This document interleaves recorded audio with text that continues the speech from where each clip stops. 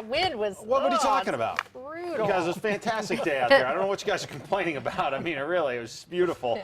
It was very rough, and we'll get into that in just a moment. The good news is things are going to improve. Okay. But a couple things to watch for here. First of all, we've got a quick video for you. And by the way, a special feature coming up tomorrow night. I continue to process undercover video that I have from Dean Staley's house.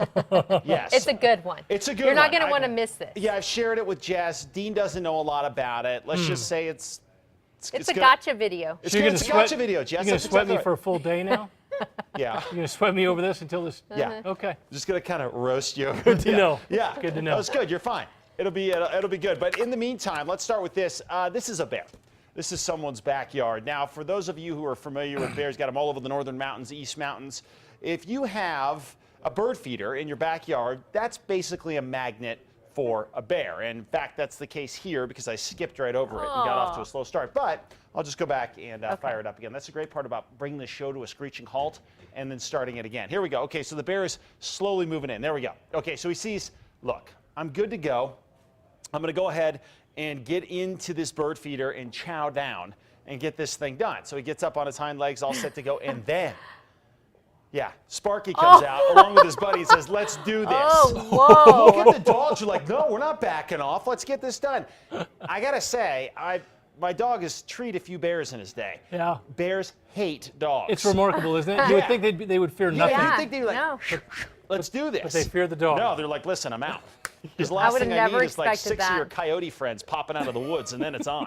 So anyway, there you go. And there he is checking it out. The dogs, the fact that the dogs were like, yeah, this is not okay. And the dogs are out there. And they get it front and back, too, right? Oh, Like, yeah, they worked them, yeah. You're not going anywhere. Yeah, it wasn't even good cop, bad cop. It was just a couple of bad cops showing right out. This is good stuff. All right, satellite and radar, a couple showers across the northern mountains right now, but not much to worry about precip-wise, at least at this point. The interesting thing is there's another little piece of energy behind the main storm, which is actually going to our north.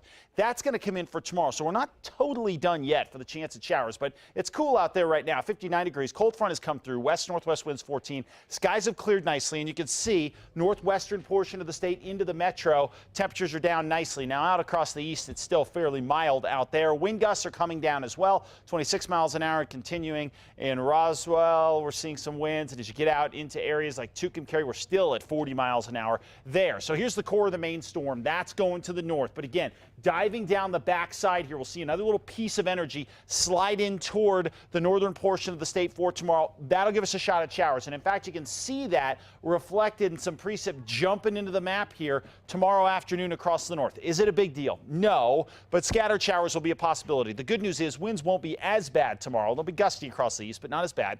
Temperatures cool, and then we start to warm up on Friday, and then the temps will continue to be mild in through the weekend. In fact, check out the temperature differences between Thursday and Saturday across the state. Albuquerque, a 13-degree warm-up, going to warm up nicely in Santa Fe, Grants, Farmington, all looking at a significant warm-up over the weekend here. Tomorrow, 70s across the southwest, eventually getting into the 80s and 90s throughout the weekend and over to the southeast. Nice warm-up here over the weekend into the 90s once again after the 80s tomorrow. And the northeast as well. We'll start it off in the 60s tomorrow and then warm it up into the 70s, 80s, and 90s by the afternoon. Now, we are not totally out of the storm track yet, but the question is, where does that track lead? And lately, storms have been curling to our north, close, but not close enough to give us a lot of precip. Well, on Monday, we've got another storm that looks like it's either going to head just to our north or it's one model saying through the north, most of the action into Colorado, like this one today.